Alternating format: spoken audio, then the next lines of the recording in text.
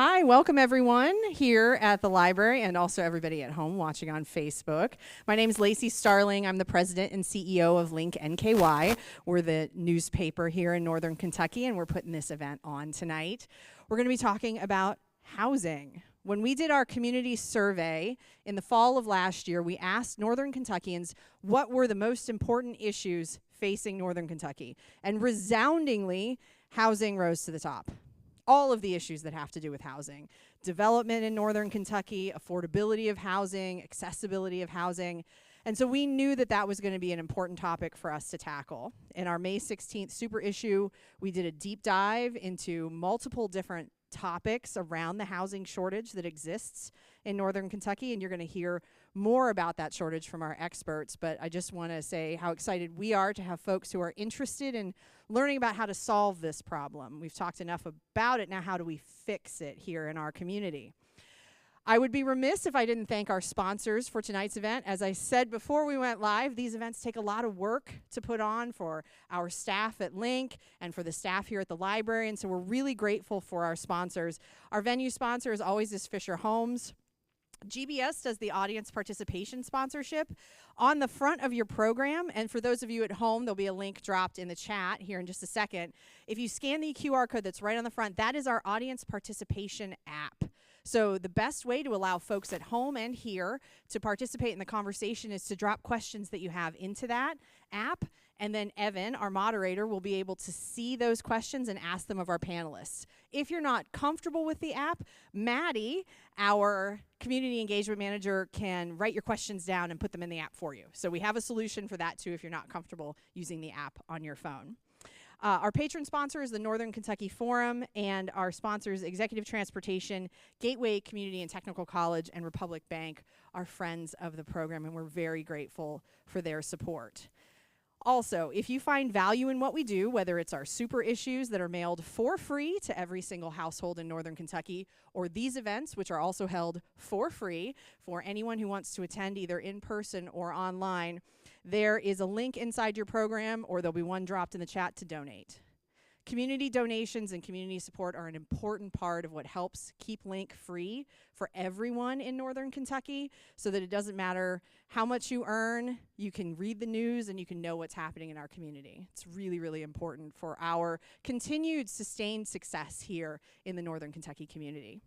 And you're not here to listen to me thank folks or ask for money, but you're here to hear about housing. So I'm going to turn it over to our moderator, the always fabulous Evan Millward, who has been leading these conversations for us since January. So Evan, I'm going to turn it over to you.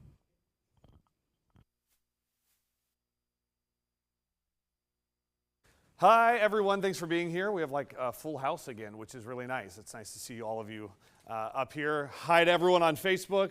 Thanks for joining us and streaming with us. I know sometimes this is a little bit easier. You too, as Lacey said, can participate with us using the link that's in the chat to Pigeonhole. So I'll say it a few times throughout the course of the evening once we get to our panel. Use Pigeonhole. We only have a little bit of time with these folks, and when it comes to housing in particular, we have a lot of areas that we can cover.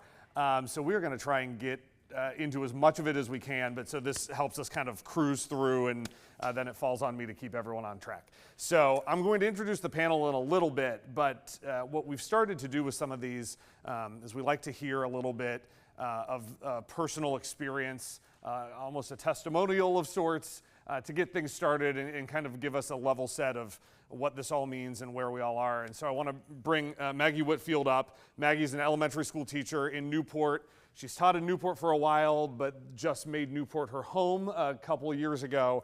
And you're going to talk a little bit about that experience because you went through this nonprofit that I believe is here. Our friends at Neighborhood Foundations, directly in the back, for those of you in the room. So we'll have you start and talk about your experience. I'll bring the panel up and introduce the panel. But then I, again, want to encourage everyone. The library is open until 8 o'clock tonight. We will get this wrapped up at 7:30 so that you can go back to the folks who have taken their evening to be with us. For those in the room, can go back to all of the folks who are sitting at tables in the back with resources and other answers. And so if you hear something tonight on the panel and you're like, I want to say something about that, You can put it in Pigeonhole, or I would encourage you to save it for 7:30, and then you can kind of talk amongst yourselves. You can go up and ask the panelists a question that maybe I didn't get to because we ran out of time, but that's sort of the chance for you to really get into it. Or maybe you realize that there's a resource here that you need to find more information about. So we've had a little time beforehand. We will have plenty of time at the end of our event, at the end of our panel tonight. So Maggie, I'm going to let you kick things off. And if you want, I think you are mic'd up, but if you need a podium, go for it. Sure, Some sure. people like something Yeah, to hold on I to. like something to stand near. Yeah. All right, my name is Maggie Whitfield. As Evan said, I am a elementary school teacher. I am not used to public speaking in front of adults. Every day it's 5, 6, and 7-year-olds, so please bear with me. When I get nervous, I talk very fast, so hopefully I'll try to slow it down tonight. I'm just going to imagine you guys are all 5, 6, and 7-year-olds, something I'm comfortable with. So a little bit about my story. I guess my story starts in 2021. I started the home search process. I love the Northern Kentucky area. I moved up here in 2018, and I wanted to find a home to make my own. At the time, I was a single teacher, and so I started the process, and the process was I probably looked at homes with my realtor friend for about maybe a year and a half, and I found very quickly that in my very big teacher range budget, right, I was coming up short. I wasn't finding a lot that I could afford, and if I could afford it, I was finding that once I bought the house, I was going to have a lot of major improvements that I needed to put into. So I knew that, okay, yeah, maybe I could buy this house. I can, shell out my down payment, but then I'm not going to have anything left over. So that was kind of what I was running into throughout that year of looking at homes.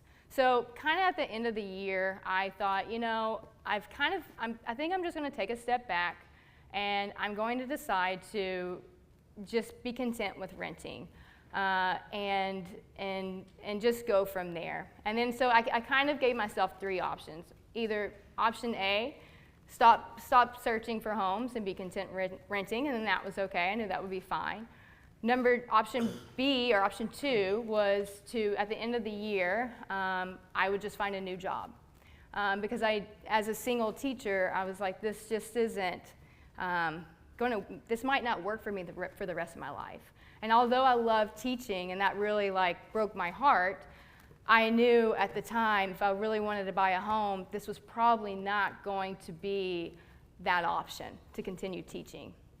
And then option 3 for me was, okay, if I want to continue teaching, then on the weekends I need to find another job so I can have that money from the other job going to whatever home improvements I know that I'm going to have to make when I buy a home. So those were kind of my 3 options. And so I went into the school year going, you know what, I'm just going to go with option A. I'm going to stop looking for homes. I'm just going to enjoy the school year teaching, and then I'll make a decision at the end of the year. So August comes around, and we have a new school year orientation where all the teachers come in, and they gave us, for some reason they gave us like a flyer, and the flyer was from the Neighborhood Foundations. And the Neighborhood Foundations is based in Newport, and the flyer said, if you're a first-time home buyer, this program could be available to you. So I thought, okay, I'll give them a call and see what's going on. I had no information about this program at all. So I called the program and explained to them my situation. I'm interested in learning more about the program, and the coordinator told me that if you wanted to buy a home, what they do in Newport, they either buy the lots and they build new homes, or they restore old homes. So the home that I'm actually in now was restored, and it was built in 1884. And I'll talk a little bit more about that home in a second. So I thought, yeah, okay, sign me up. There are qualifications for the program. Some of the qualifications include the income requirement, and at the time I think there was you had to work in Newport for so long. I don't think that's a requirement anymore. But I met both those qualifications, and so she said, what we'll do is we'll put you on a waiting list. And so I asked her, okay, like how long is a waiting list? And she says, it could be, there's a pretty long list right now, but it could be from like maybe 3 to 6 to 12 months. And I was like, great, this kind of goes in line with my timeline. So I don't have to worry about anything. I'm just gonna see what's gonna happen. So that was in August, kind of forgot about it. Didn't really look into the program anymore. And so she called me in November. And she said, hey Maggie, I've got a home open for you. If you're still interested, you can come tour the home and see if you like it. And I was like, okay, like sounds good. You know, my expectations at that time were very low. So I was like, let's just see what she's got to offer, or what the home looks like. And so she gave me the address, and the address was very, very close to my school. So of course, the day after, or at the moment she told me after work, I was able to walk there. It's very, very close. And I'm like, I think she's got the wrong address, because this can't be the house. Because it was beautiful. Like, I immediately fell in love with the house, not even seeing the inside of it. So when I got to go tour, before even getting through the entire house, so the house opens up and it's like a open kitchen living room situation. And I said, sold right away.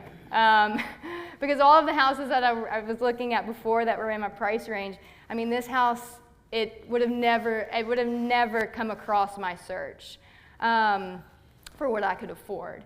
And the program did such an amazing job. I mean, I'm talking renovations from the floor to the ceiling. New hardwood floors, granite countertops, like obviously new paint throughout. Most of the houses I was looking at the time were like 1-bedrooms, condos. And this was a 3-bedroom house, which was, you know, I didn't need it, but I was like, oh, you know, I'll take 3 bedrooms. And yeah, I mean, immediately I was like, I'm in love with this house. I'm sold. And then, you know, going through the rest of the home, I fell even, you know, I just loved it even more. And so I asked her, I was like, you know, I thought that the waiting list was pretty long. And she said, yeah, usually is, but 2 other people looked at the home, and it wasn't for them. And I was like, great, that's perfect, like, 'cause I'm glad they said no, because I'll take it. So then from that point, in November, moving on to, so November, December, January. In January, I had the keys at the home. The process, basically, you know, I gave the neighborhood foundations, you know, a lot of my like information, where I worked, all of those things to show her that I qualified for the program. And I was already pre-qualified, and once I turned that key, it was mine. And ever since, you know, finding that program, I think the confidence that I lost throughout searching for homes came back. And it was just, it's such a nice feeling to know that I have a home of my own and that I didn't have to leave my career. Not that I would have had to leave my career, but it's just a nice feeling to have something of your own. So I am very blessed. You know, I tell everybody about the program, especially my teacher friends that I work with, because to me there's absolutely, you know, no shame. And because this program has really changed my life, when I go to sell, it's just going to be that much better. So very indebted to the Neighborhood Home Foundations. And that's my story.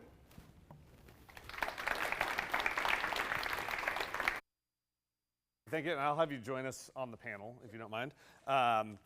Thank you to those of you who've already put questions in to Pigeonhole. I see them, and we will get to them as we can. I want to bring the panel up. So you just heard from Maggie about her experience with the Neighborhood Foundations and buying her home in Newport. I want to bring up Anthony Bradford, who founded AM Titan, which restores neglected and blighted properties all across northern Kentucky and the greater Cincinnati area.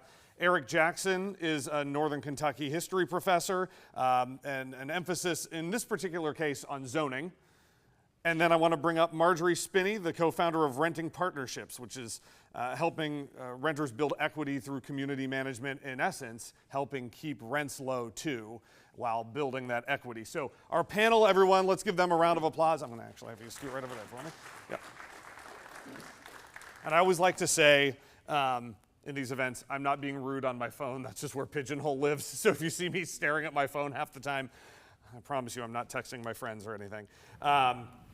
I want to get just a quick answer or response from each of you about sort of the state of affairs of housing in Northern Kentucky right now. And Anthony, we'll start with you, and we'll work our way back toward me. Okay.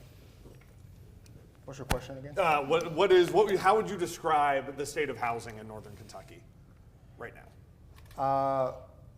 An opportunity to improve. We obviously just had a housing report that shows we're short, 6,500 homes in Northern Kentucky. So, and this just isn't a local challenge. It's around the entire country of a housing shortage. So, opportunity to improve.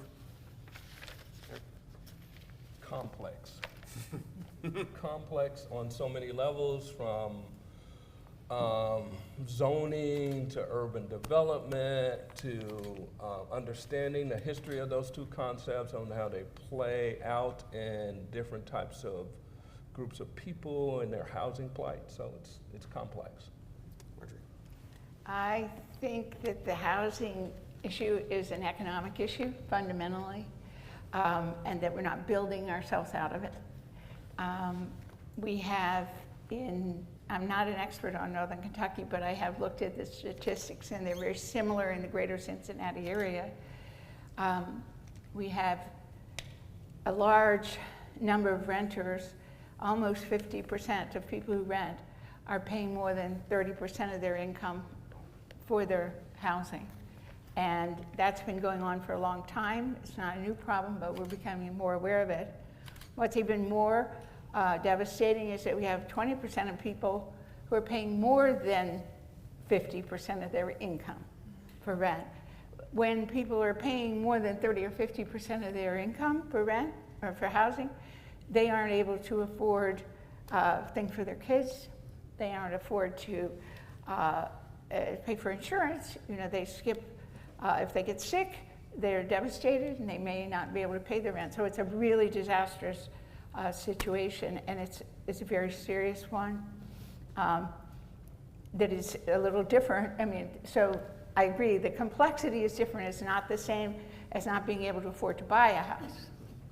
Yeah, and I think that really kind of layers in when you talk about the difference in renting. And I have a question, because I always come prepared with questions too. I have a question about that as well. And Maggie, we kind of heard your story, which I think is for so many first-time home buyers in this era in our area now is a similar story, where you're looking and spending a year looking at houses and either not able to afford it because it's a bidding war, or something just doesn't work out. And so I don't know if you have anything more you want to add on the state of housing? No, just that I agree with all of you all. I would add something. If I don't want to talk too much, but I feel very passionately about this. Before we came to here tonight, I knew I was going to speak. I did a little research to look at the different employment sectors and what people are earning. And even in terms of buying a home, the issue is really there's a very great divide between the top 30% of earners in the area, and then so our economic, you have to look at the incomes, the wages that people are being paid, and we have a real disparity in wages. And so there are about 70% of people make less than $60,000 or less. And you're not going to buy a house very easily for $60,000 or less. And so that's another complexity. And so I think right out of the gate, there's two topics I want to start with, which is housing as a shortage problem. And this study, Anthony, you mentioned that of almost 6,600 housing units over the next 5 years just in Northern Kentucky is what we'll be short. But I also think there's an affordability problem, whether it's rental or purchasing a home. But I want to talk about that study because it's easy to see that number as a headline and go, oh wow. But I don't know, and Anthony, you might be able to talk to this, is it even possible to, as you kind of said, to build our way out of this? Can we build 6,600 units of housing in any form in 5 years and say, look, we did it, we fixed it? Is that possible? I think it's a bit more complex than that. It's just a lot of variables that go into that. Evan, I would say, and then over what period of time are you fulfilling that need as well? Right, if we said the 5 years is I think was the timeline given. I mean, are we talking about, and this is, you have to look at, are we focusing on apartment buildings? Are we focusing on single family homes, multifamily homes? You see that number, and I guess what do you do with that number? Well, it shows a shortage, right? So there's a need, and whenever there's a need, you have people who supply it. I think the challenge from an affordability perspective, it's the cost to build that, right? I think it's a great gesture to say, hey, like, we need 6,000 homes, but we want them at this price point. And that's a whole other layer of complexity. So Exactly. I always use this analogy that if you run a restaurant, so you open a burger shop, if it costs you $5 to make a burger, you can't sell it for $2. I mean, it's a great gesture, but you won't be around for very long. So I guess it's several layers that go into this announcement, this tagline of we're 6,600 units short. It's not something you're going to solve overnight. It's going to take a lot of resources to come together. We're seeing around other markets where they're streamlining processes for if you're building, let's say multifamily, for example, and you've committed to a certain amount at a, kind of, I dislike the word affordable because it's so complex. I'll ask you about that too, yeah. but kind of this kind of workforce housing or lower than market rate, then you streamline the zoning process, right, to get things done quicker, or you have other resources like tax credits or things of that sort to make it pencil. At the end of the day, things have to pencil. And even if you have a good gesture, if Margie says, hey, I want to go out and build 6,000 units, no bank's going to finance that if it doesn't pencil. And so even when your heart's in the right place, numbers are going to be the driver regardless. I know, Eric, you were kind of shaking your head when the governmental side of things, right, and Yeah. streamlining. I think housing has to be deposited in this more complex nature of zoning patterns and comp plans. Starting in the 1970s, Northern Kentucky started to develop clear, conscious zoning policies and plans and link that to their comprehensive development plan of their city patterns. And so you have to understand the city patterns to understand how the zoning patterns were created before you even interrogate them in a way to open them up for more housing. I think that's kind of a missing piece, the historical piece of housing does not function in vacuums. I wanted to throw out, to piggyback on what you were saying. I think and you can correct me if I'm not wrong, but the average cost of construction now is about $180 a square foot. So if you're building a 1,500 square foot home, then we're talking, I can't do the math there, but almost $250,000, $300,000. Now, does that match with what I said about the incomes? Right. No. So, I'm just to put what he said into a real context. If you're making 70% of your population is making $60,000 a year or less, and you can't build a home for, the average sale price of a home is $250,000. We have a disconnect, and builders aren't going to be able to address it. Something that I noted looking at that study is, so we say there's a shortage. There's currently a housing shortage. We've heard that for years. They're projecting this number over 5 years. Where do people go? What do they do? if you don't have the housing, but you work in Newport and you want to live, or is it where you're living 30, 45, 60 minutes from where you work? Where do these people go? I mean, housing is about as personal of a thing as we can talk about.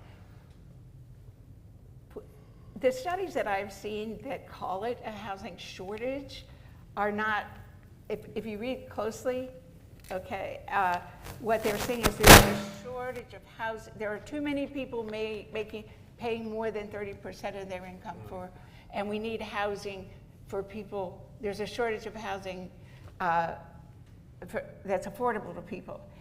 It's not so much that there isn't housing. That it doesn't exist. At all. And there's a lot, like in Cincinnati, there's tons of vacant housing. You know, it's being held by investors for redevelopment.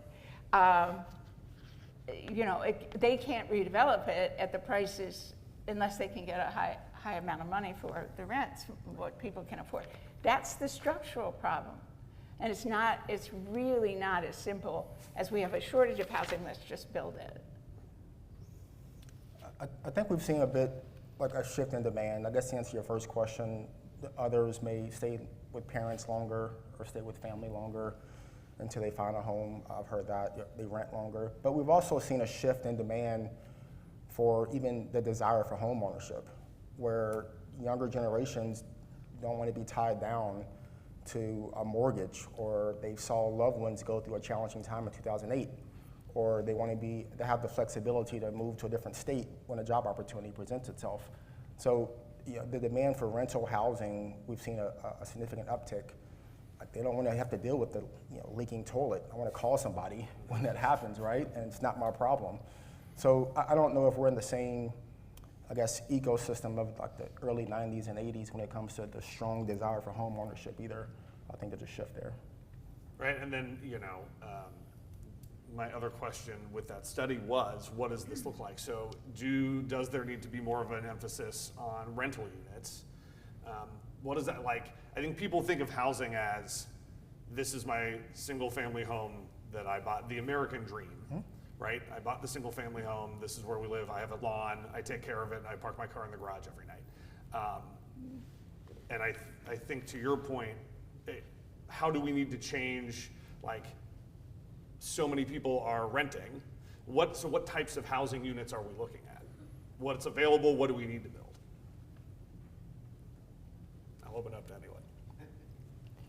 I haven't gotten that far in the weeds on the actual study. To be very honest, we know it's a shortage, and one of my questions becomes immediate is, okay, is it multifamily? Is it shortage of single family? Is it ownership, rental, so on and so forth? I think that's something that's still being studied, but that's a very good point I think until we identify that, then we can start really putting things in silos and say, okay, let's target this first. This is low-hanging fruit to make progress on this goal. Yeah, and it's definitely true that we have a population that's aging.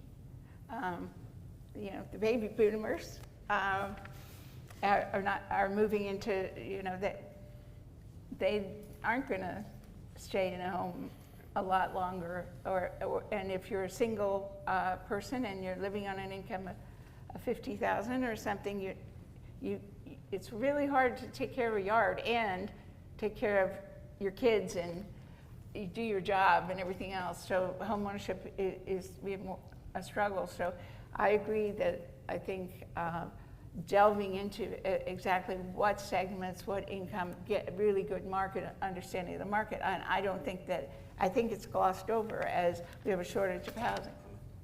Well, and to that end, I think what blinders do we have on when we talk about housing, right? I talked about we think of the single family home with the front yard, but there's apartments, so what types of housing exist that are options when we talk about solutions for this? Well, I think just from a historical basis, I think we need to, and I told myself I wasn't going on professor on people. Bring it. That you have to interrogate this whole term of these people. What do you mean by these people? Because are you talking single parent, two parent, large family, small? I mean, it's all these different variables, so it's not one size fits all. So until you kind of dig into the weeds to figure out and engage the disparities in different groups of people from the beginning of what their needs are from the beginning of this discussion, you're never going to get to the end, because most times they're not at the beginning of the discussion. They're not talked to, they're talked at, which is a whole nother discussion. I'm sorry, that's I think we do know, we have two basic models of housing. We have either you rent or you own. One of the underlying economic problems, and I keep going back to the economy, is that homeowners are better off in terms of even if they are paying for a mortgage, they can have, and many of them do, a long-term mortgage that gives some stability, like that I can stay in this house as long as I want to. The owner isn't going to decide to sell it tomorrow because they can profit on it on the sale, and then I'm out looking for a house. And that's one of the problems that renters have, is they don't have a feeling of stability. You know, like I can't invest in my home because I can be told tomorrow, you know, or next year that I have to leave. So I think that's an issue. I think the fact that having equity as a homeowner, at least when you're paying something towards your mortgage, you're getting some of that back in terms of building some principal. But you're not getting that as a renter. And so I think that, I don't know whether it's time for me to talk about. I was just going to say, I was about to stop you and say, will you talk about the community management and Yeah. sort of how you got here and what you work on? Yeah. And that notion as a solution. So I know I'm not going to solve the economic, you know, divide in the United States and all of the issues that we've talked about.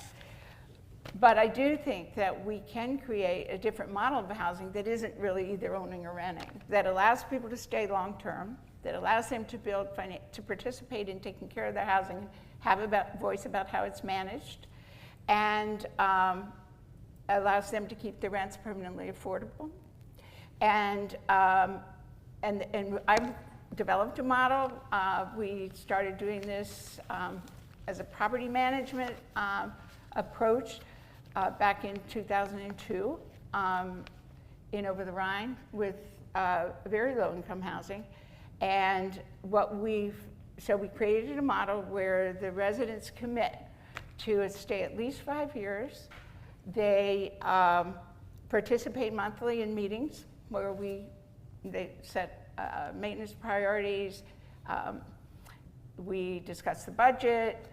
They have a say about decisions that we're making, and they have a share of responsibility for taking care of the surroundings, the grounds, the hallways, you know, the laundry rooms, and so on. So it's kind of a cooperative model.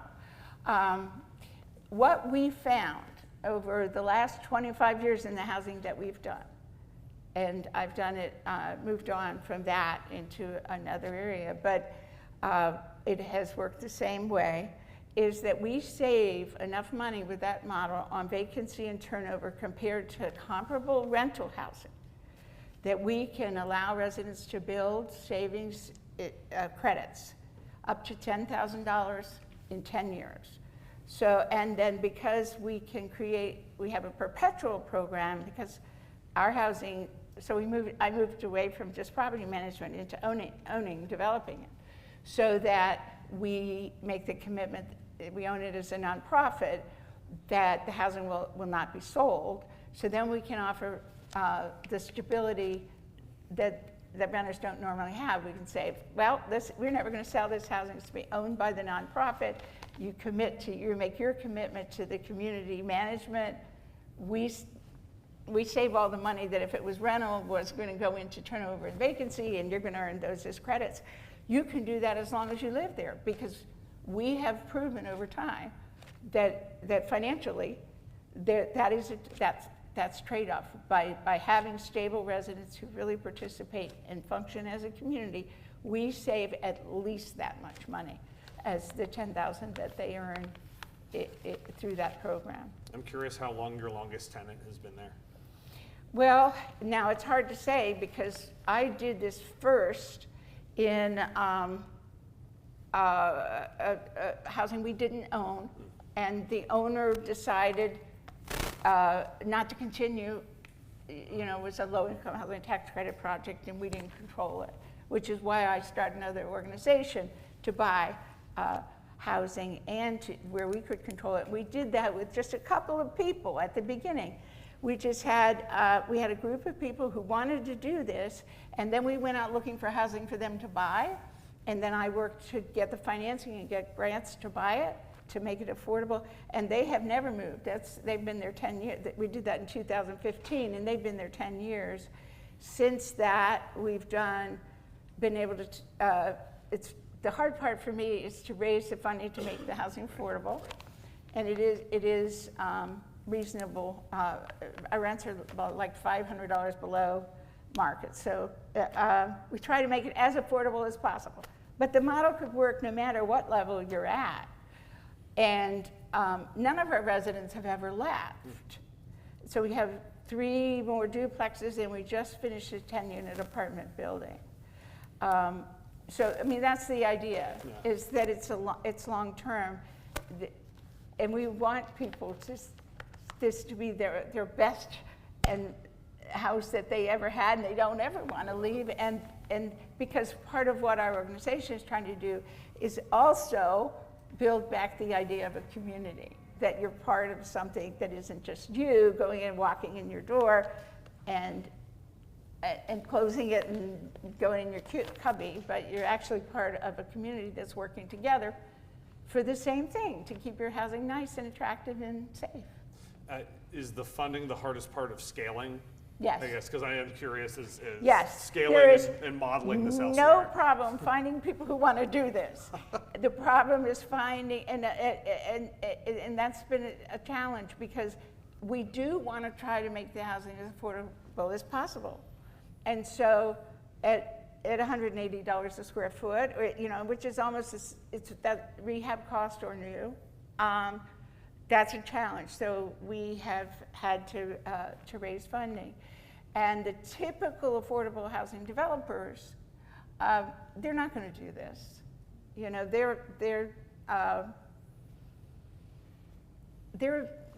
do what they do.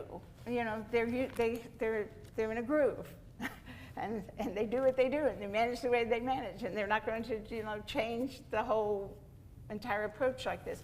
So our group, we have someone from our board here too. I mean, we are really committed to the idea of this is an alternative. It is something we could do, but it isn't in the system. And so it takes people coming together and saying, this is what where we want to go, and really working hard to make it happen. But it can be done, and it could be done if you had a lot of policy support for it. I would, of course, like to see a priority given to funding this kind of housing as opposed to just rental. And Eric, I will have some policy questions for you, but Anthony, I want to ask you kind of the challenges on your end on like you're going in and creating and taking blighted or neglected buildings. Obviously, we know the money is a challenge. What do you run into in terms of scale or holding on to units or making them affordable? And again, we'll talk about that phrase. Yeah, the affordable word, you're catching me. It's, Right. I would say getting things to pencil, like anything, right? It's like, hey, it's going to cost you X to redevelop this or to build this building, and your rents are going to be Y. Those numbers have to make sense to your financing partner. And then I always share with people, it's not just a developer on the front end. You've got the bank partners who are involved. You got insurance. I mean, there's the attorneys. There's everyone. The developer's the last person to make anything, to be very honest. There's a lot of hands that have to get filled from start to finish, the construction, property management, so on and so forth. So I get pretty passionate about what we call kind of workforce housing. I know sometimes like the new term right now is income-aligned housing. It's become pretty popular. I love the story that you just shared.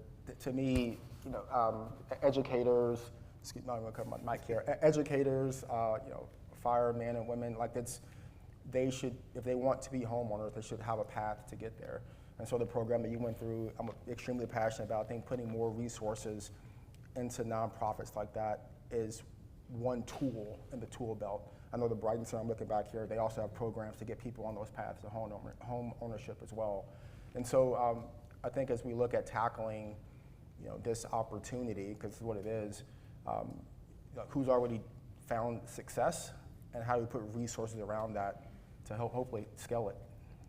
That's a great time for me to ask the question that in 10 years in local news here, we would hear from any city hall in town across the region about affordable housing as a priority. And I always challenged our reporters to define for me what affordable housing meant. Because what is affordable to me is not affordable to someone else, is not affordable to the next person, is not affordable to someone else. Exactly. I'm curious from you all, what does affordable housing mean? Is there a better way? Is it income-aligned housing? When you hear politicians, and let me call them out, when you hear politicians or lawmakers say affordable housing is a priority to me, what does that even mean? Or what should it mean?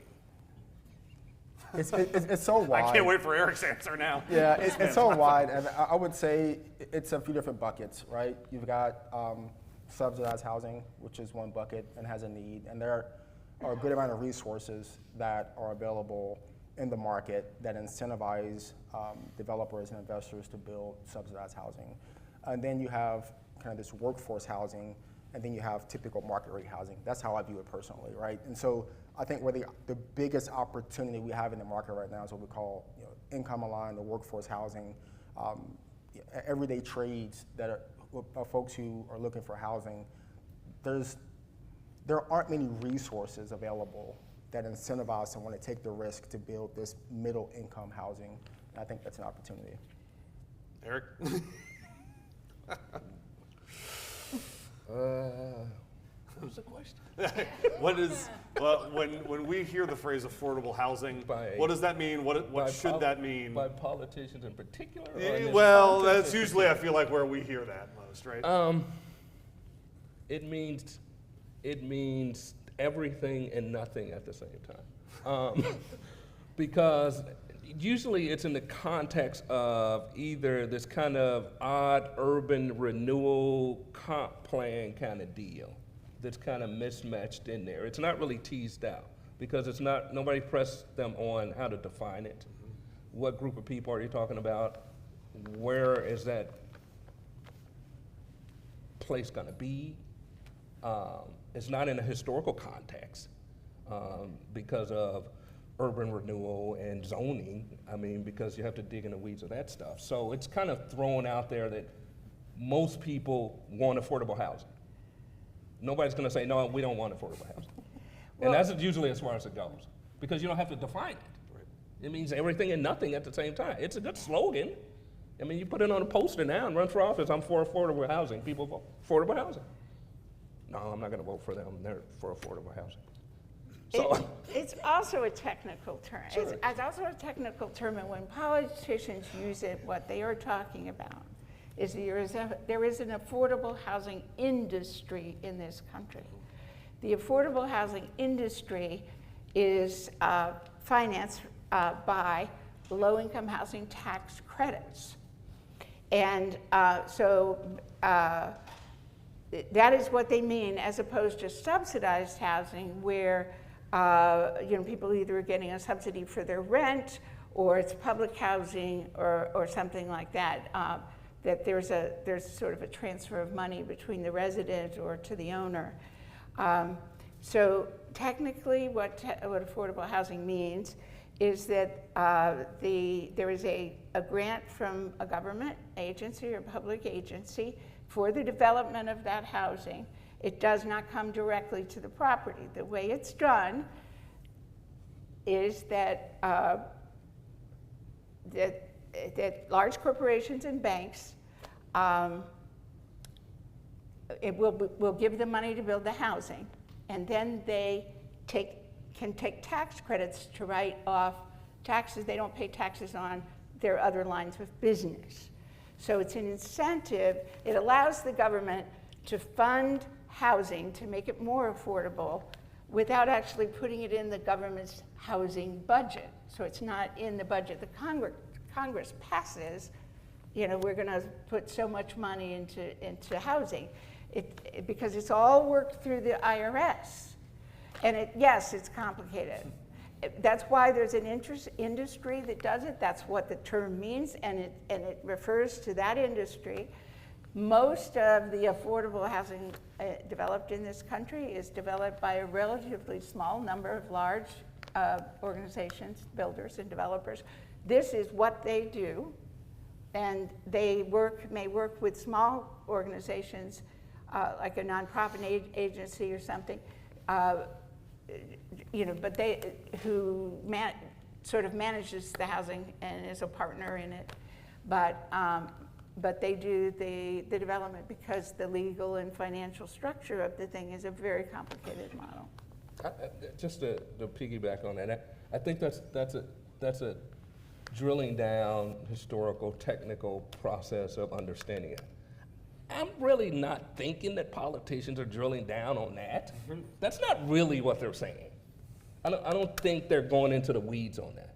Maybe somebody behind scenes or their staff person or somebody may be able to, but I don't think that's what they're saying. Well, they're funding what they're saying projects. is finding a slogan to help particularly slant what they want to do in a particular political process. I'm not even saying that's good or bad. I'm just saying what it is. I don't think they're digging in the weeds. They're not doing historical analysis. They're not reading stuff for the most part. And I'm not even saying they're bad for not doing that.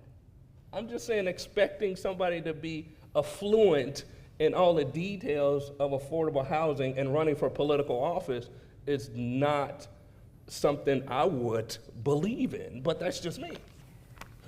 They have to approve, the way they get involved and the reason they know it's well, politicians do, because the cities and the local and the counties and the state allocate these tax credits, and they do, or they get money through block grants from the government. So the money is coming through the city, and the politicians are allocating that money, and they usually have to create a plan that says how we're going to distribute the money, and the developers have to compete for it. That it may very well be that they're also using the term to kind of confuse people. I didn't say that, really. I can see that too. I didn't say that, really. I just said they're not that in the weed. This is a good chance for us to kind of pivot a little bit too with tied into this. And it gets us starting into some of our audience questions, which the top one here is one that I had as well, is kind of, okay, so politicians are going to do what they're going to call it what they're going to call it, do what they're going to do with it. But when it comes to all of us, we start getting into solutions, but this is going to sound like a dumb question, maybe, is NIMBYism, is the not in my backyard of it all a problem? Or how much of a problem is it, I guess, is maybe the better question, the not yes or no question. And how does that play into residents' role, government's role? Where do we fall on NIMBYism, and is that playing into this housing shortage affordability issue? Short I'm answer. going to pass it to Eric. Short answer, yes. Yeah, it plays into it. How? Long answer, it's hard to measure because then you have to get into the weeds on the matter. I think from a positive, where do we go from here perspective, which is usually where I try to go in these types of forums, because I'm in education, my piece is always educate yourself on all angles. Go to the folks who are here, do your own research, educate yourself on all the home assistance programs, what people are saying, what they're not saying. Education is the key of understanding what's going on. And also that depends on your time too, because if you're a single parent, your time has to be managed on that, or if you're two parent, But you still have to educate yourself, whatever that means, because the information most times is out there, and you have to seek it. It's just, I'm just in the education, and you can be a lifelong educator on, quote, affordable housing, because it's ever changing. I also think that there's some people have a realistic view sometimes of what they're conflating low-income housing with affordable housing with not NIMBYism, not my backyardism. But what you see when you go to these large developments of low-income housing is that they're run down and they're not well taken care of, and often not safe. And I think a lot of that is because the people actually living in that housing do not have have any investment in it. They don't feel they have a sense of ownership. They don't have much right to. They don't have any control over it. The control is in the hands of the manager, and it's in turn in the hands of the owners, Who probably aren't in town. who probably aren't even in town. And I think I found, all right, with our housing, which is financed just like any other affordable housing, that our reception when I talk in front of the community council, for example, is yes, we like this because it's kind of like ownership. The residents have a say, and they have participation, and they help take care of the property. Well, that we don't mind that. What we don't want is a property that's run down and unsafe, so I think you have to talk about what people have a legitimate right to say. We want our neighborhood to be clean, safe, attractive, and people to stay and be stable that live here and not be a constant churning. So I think that it's what happens oftentimes because of the way the housing's developed and managed and owned that creates the fact that people don't want it. Anyone else want to talk about? Have you run into this like a roadblock, or how do you navigate that? I do think it does occur sometimes. I don't think it's the only reason, the only hurdle, but it does occur. I would say, in my experience, most folks, like most people in general, change is tough to accept, right? So you see a lot of people speaking against developments. It's like, one breath you say it's a shortage, we need more housing. And then someone comes in to provide more housing. No, we don't want that type of housing, or we want something different, or it's going to cause more traffic. It could be all kind of different variables that go into play there. And so I always look at it as change. Some people, it's hard to accept change. This has been 10 acres of land that I've saw growing up, and I don't want to see anything else there. Well, I loved Kmart growing up too, and that didn't last long. So. Well, I think we do see that a lot some of our northern Kentucky counties are exploding in population.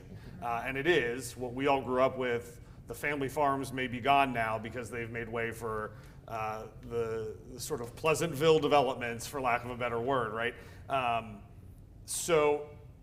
One of the highest rated or most upvoted question right now falls a little in these lines, and this, I think Eric is going to get into some of your expertise. I'll read it verbatim. Why haven't local governments, planning and zoning, fiscal courts, cities promoted increased housing density for walkable communities versus suburban sprawl, which increases infrastructure challenges? Good question. Sure is. Good We question. always have a smart audience. It's a good Smarter question. than me. That's a good question. So I've got to come up with an answer. Is it NIMBYism? No. Just to piggyback off the I think last question. I'm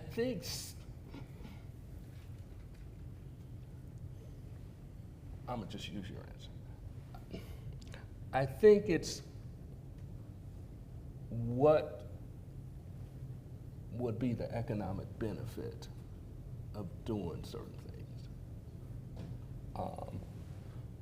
which is not a bad thing. because the bottom line is, if people are going to develop particularly city plans and comp plans, the bottom line is economic development, however that falls. And economic development means there's a profit margin at some level. They're not gonna build houses for free. So they're gonna build stuff, or they're gonna develop comp plans, and there's gotta be some sort of end game of what's in it for whoever to make profit or benefit. There's gotta be a benefit level, like why would I do this? Why would I develop a comp plan that's bringing more green space? What's the bottom line? Like, and if you don't have the population saying this should be something we value, it's not valued. Mm-hmm. If green space is not valued in your community, it's not valued in the comp plan or in the zoning changing pattern. If whatever you value, if you don't have a voice there at the beginning of these processes, it's not a value point. And so, I've heard you say this a couple of times yes. about having a voice at the beginning of yes. the process. Yes. And not once it hits planning and zoning, Yeah. right? Not once it hits city council Correct. or the commissioners.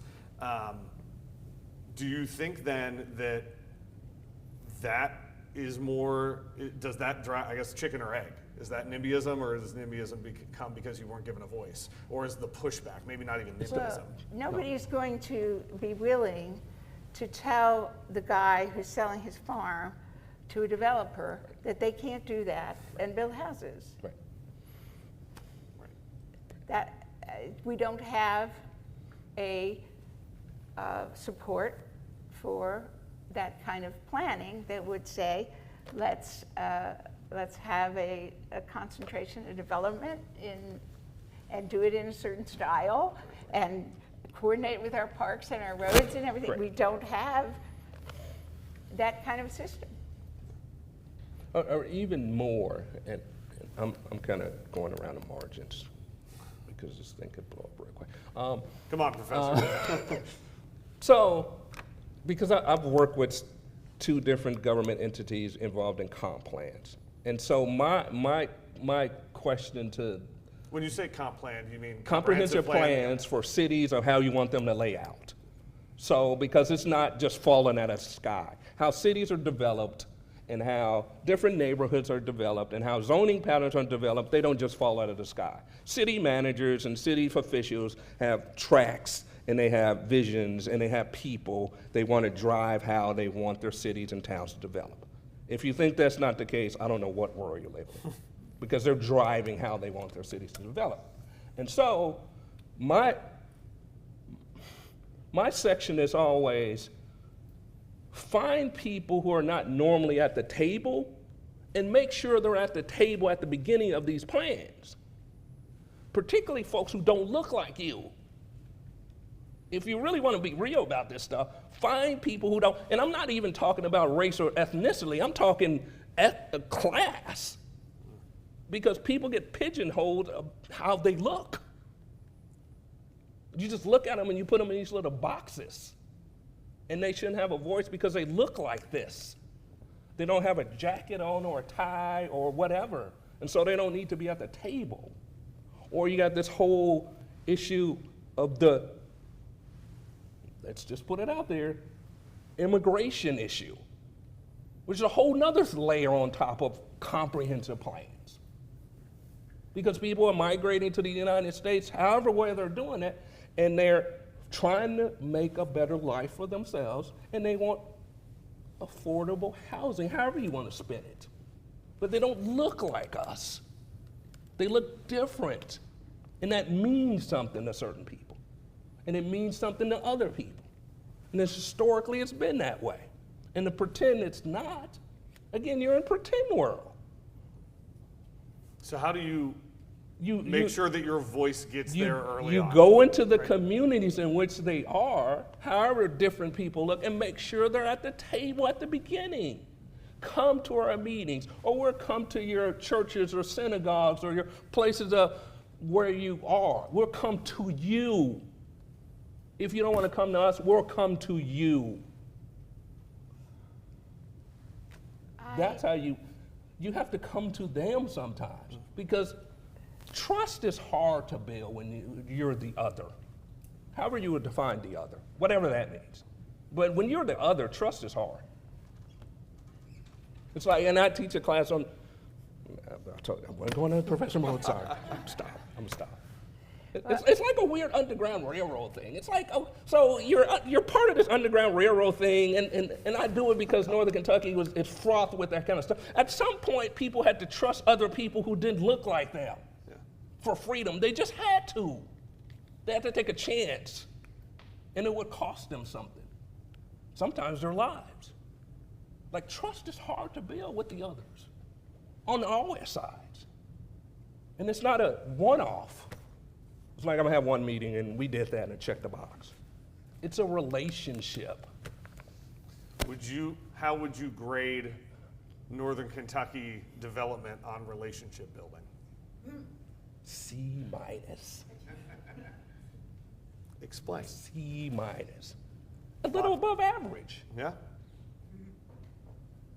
I mean, yeah, a little above average, a little below average. It's in the average thing. It's not nay. It's not enough.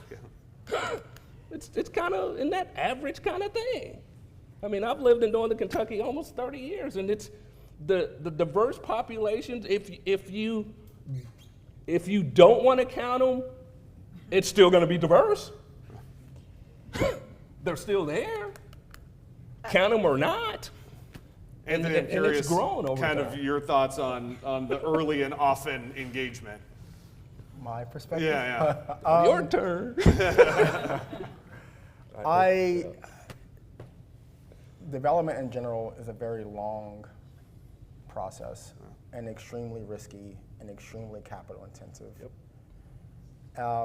I would say the comment I made earlier about change, and I agree with having different minds at the table in the beginning of understanding what the overall looks like, but there's so many parameters. Housing is one of them. You mentioned economic development. I think about, are we bringing jobs to our area? Are we maintaining jobs in our community as well? So I think as an elected official, they are trying to balance a multitude of things and trying to solve them all at once. And so I don't want to just kind of kick them under the bus right away. But it's They're this not here to moment. defend themselves. It's this moment where you are our big employers, are we incentivizing them to stay here, to keep jobs here? I think I don't want to offend anybody, but what happened in Detroit is a real thing, and if you're not careful, it could happen in your local community as well. Well, and I think sometimes we also hear from potential employers that we don't have the population they're looking for. That we don't have the degrees, number of people with degrees, and I think that might get into a whole other can of worms that we could be here for 2 more hours tonight. But I'm curious about the density thing that we started to talk about too. And Eric, I think what I heard you maybe starting to say is density gets harder and more expensive, which gets harder for people that might be why you don't see the buy-in on density. Yeah. Is it a zoning thing? Is it a cost thing? What is it? It's all of it. I mean, we were talking about this before we even started this. This is a complex topic. Because one of the things I also talk to officials about and local leaders is, like, do a density study. Like, what do you think your density would be in the next 10 years? Like, you can project, just looking at population patterns, what you think that density is going to be. And it has an impact on how you develop your cities and towns. And it's going to cost you. I'm not even saying financially, it's going to cost you time. Like, if you're in the development industry and you're on this timetable and you need to develop this area and at this time, and you have to stop and do a density study, are you willing to do that? Yes or no? What is it going to cost you? So yeah, I think it's a little more complex than folks realize. I would say what I've heard in the density piece, there's a big group that's for it, right? You want more density, you want more foot traffic, you want more patrons at your local coffee shop, eating at restaurants, so on and so forth. And it's kind of a big snowball effect, the employees there, so on and so forth. I think the challenge with the density approach is parking. So if you're in the urban core, parking becomes a big concern. People are very passionate about parking and and not being able to find a parking spot when you get home late. I get it. And then that's when things like parking garages become pretty popular. Can the city provide some sort of garage to help release the tension on parking? And then I think when you go more of a suburban area, it becomes traffic. Like my commute to school or to work is a few minutes, and all of a sudden I got 500 more people living around in my neighborhood. This is going to be a problem. So that's what I've heard when it comes to density. And Margie, you do a lot of work in the city of Cincinnati, and I know the zoning, connected communities, right? This is something that I think any dense urban area is probably having a conversation about at any given point in time. Well, my professional background is urban and regional planning, and I wanted to stick up for the planners, okay? because nobody listens to them. Yeah. And the person asking this question has a planning mentality, right? We kind of know what kind of communities that we would like and we're attracted to and that we would like to live in, but we don't build those because it takes a lot of coordination, it takes a lot of everybody coming together, and it actually takes a government that exercises some control. And we do not have that.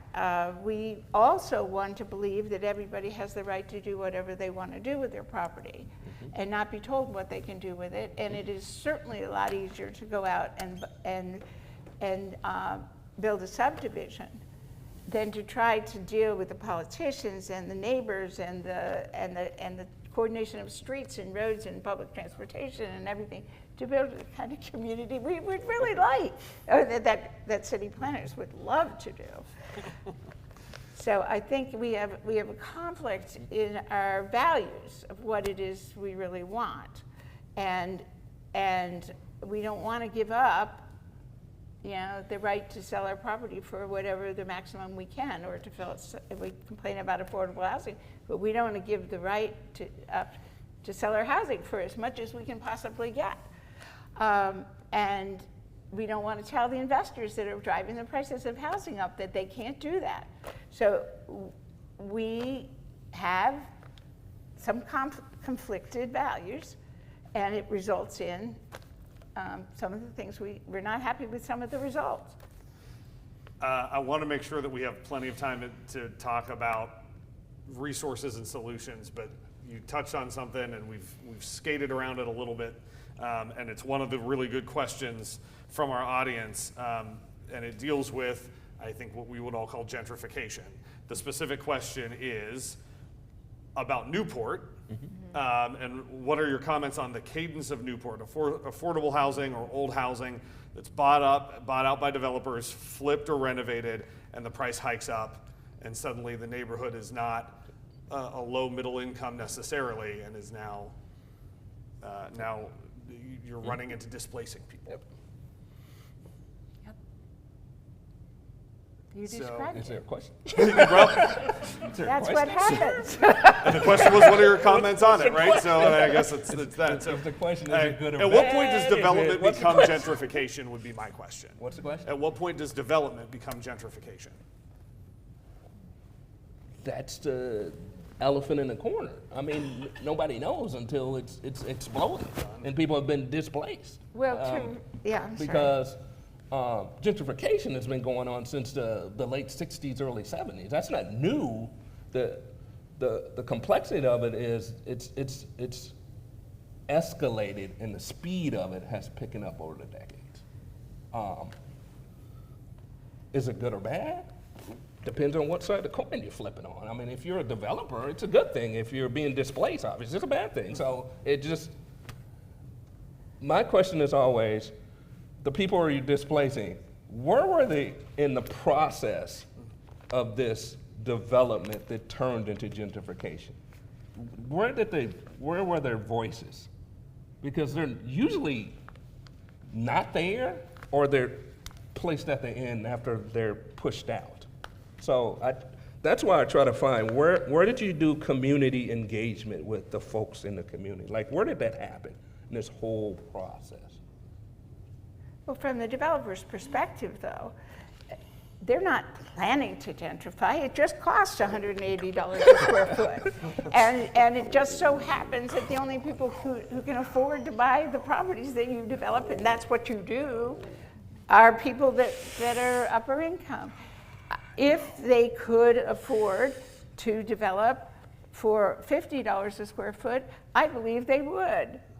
I'm sure that you would if you had somebody to come in and say we're going to subsidize your development costs because we want a broader range of incomes in this neighborhood. But that is not always, that's unusual. I don't want to say it never happens, but it could happen. Yeah, it could. Maggie, I'm curious, on your street and your block, say, do you feel gentrification? Do you feel this? Do you see what's happening in your corner of Newport? That's a good question. So I'm on the west part of Newport, and I've talked to my neighbors, and on my street, they've talked about how the street has changed quite a bit over the years, and they describe it as for the better. Now, is that gentrification? It's tough. But I see it throughout Newport. I know when I first started teaching in the district, the subsidized housing, I think big complex was tore down. And so we had so many families that had to find, that had to move out of Newport. And so then our enrollment drops down. So it's definitely happening in Newport. Yeah, it's a tough question. Right. Yeah. Well, let's talk about, in our last 20 minutes, let's talk about solutions. And Maggie, while we're talking about your experience, one of the questions from the crowd or from Facebook is based on your experience and kind of finding neighborhood foundations and going through this process. How do you think organizations can get the word out better about the resources that are available to them? That's a really good question. I mean, as I said earlier, stumbled upon the neighborhood foundations because they sent a flyer to school. I think working with community partners, whether it's schools, police departments, any organizations that are pretty big in the community, just reaching out to those organizations and letting them know, hey, this is a resource that that people can utilize.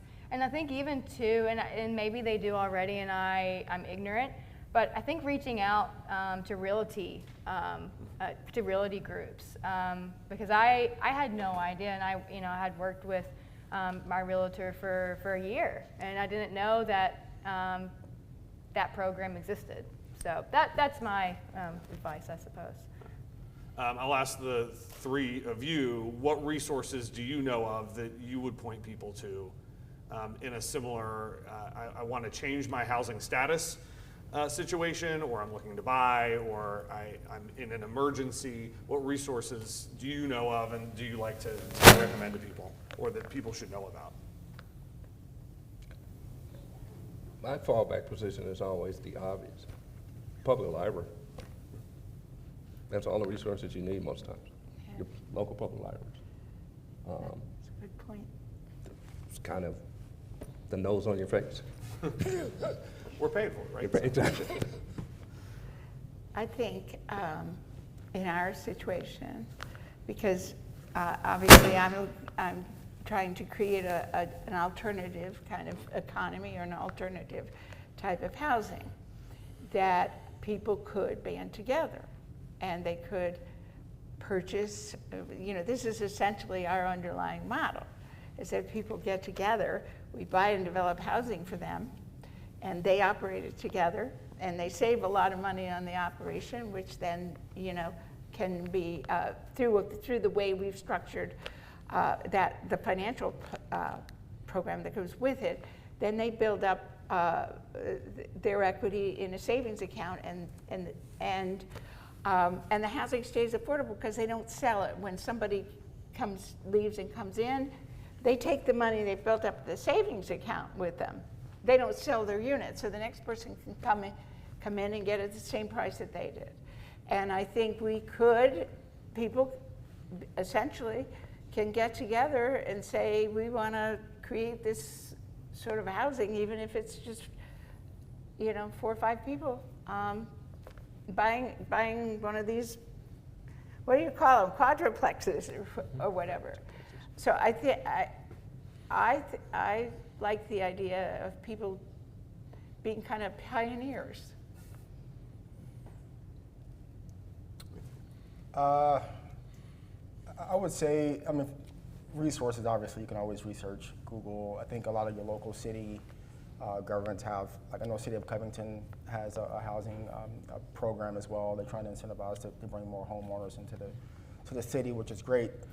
Thinking from like the developer investor lens, I would say I would lean on government to find ways to incentivize investors and developers to take that risk. There's several ways to do that. I kind of relate it to incentives a farmer gets, right? If you're have cattle or growing corn, so on and so forth, there's incentives for them to do that.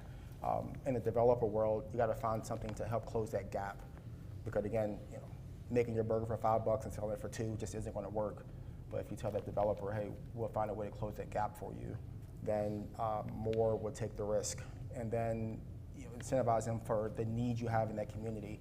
If it's workforce housing, plant that as a requirement to get this incentive.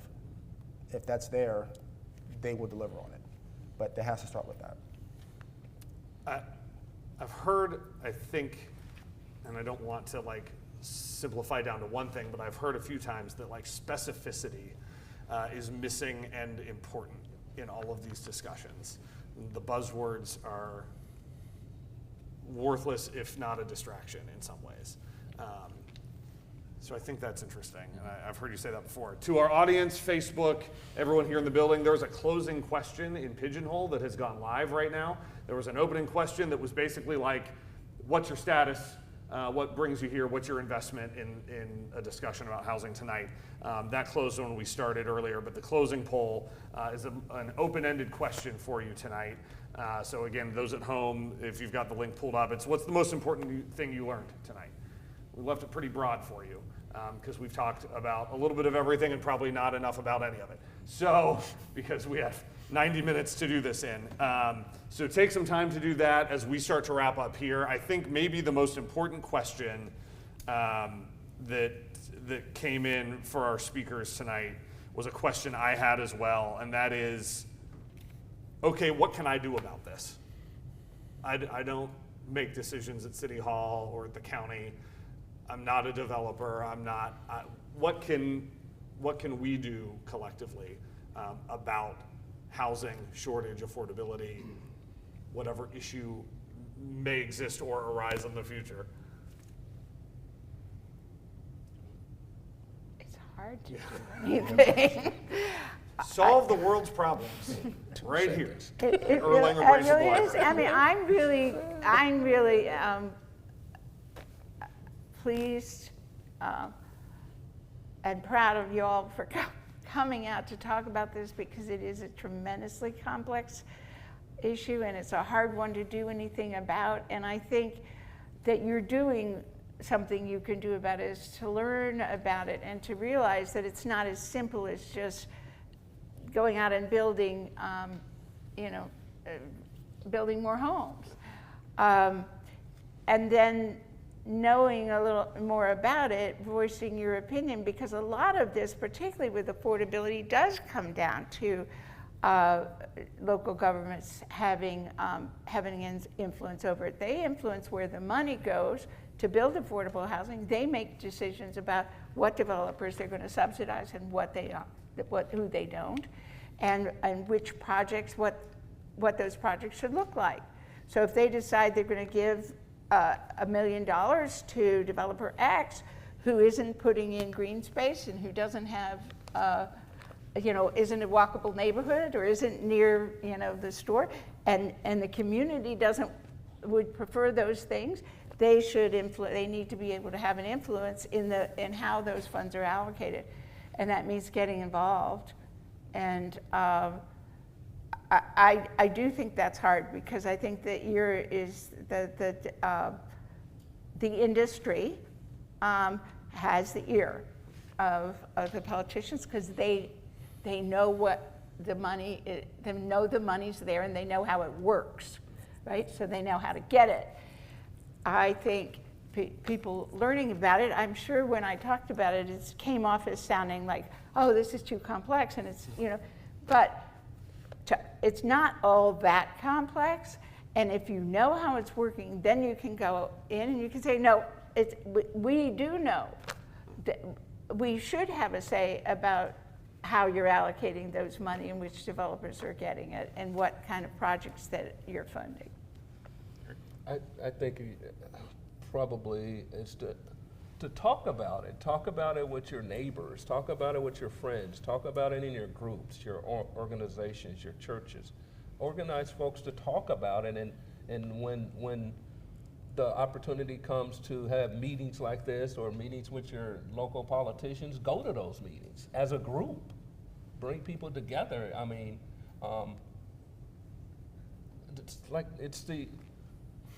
as a historian, that's how the country was built, on people organizing for change. And if you don't organize and talk about it, nothing's going to change. Because you can't just talk, you have to actually do something. It's just the foundation of the country. And you don't have the United States of America as people weren't organized and did something to create a nation. You have to do something. You have to get off of your seat and take a step. And it's hard sometimes.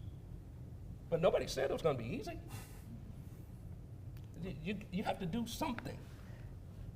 I also think it's good to be aware of unintended consequences of different policies.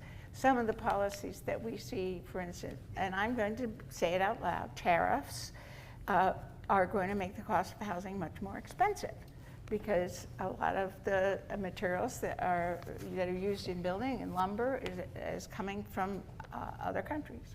And immigration, a lot of the labor in housing is immigrant labor.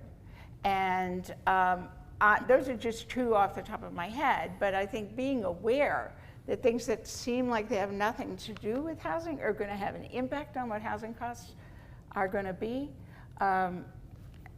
Sort of, I think opening up your perspective and thinking about things in terms of, well, how might that have an unintended consequence?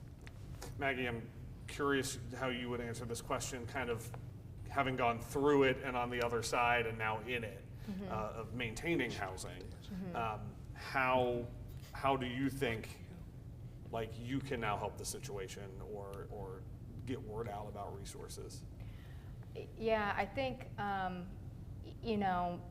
informing the community that there are other alternative options, other than the normal way of buying a house, and that there are organizations out there for the community to access. I think that's what I would suggest.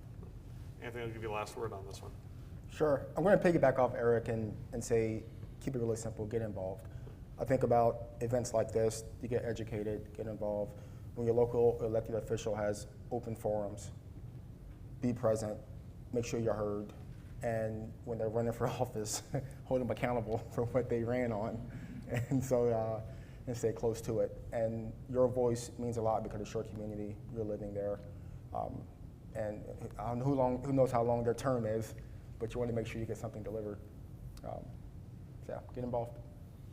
My last question to you, because we're getting some responses, thank you, into Pigeonhole for the closing question, and a lot of folks are saying, I knew it was a complex issue.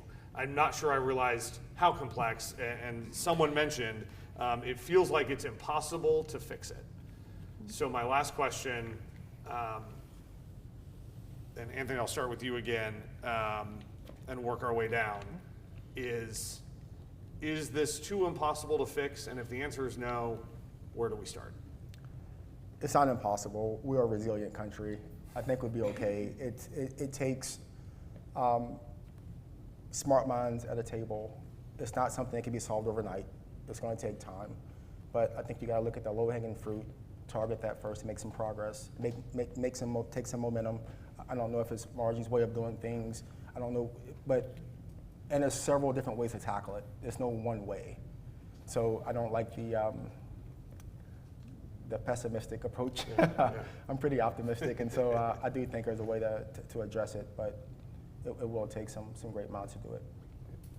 Professor? I mean, I echo the same sentiment.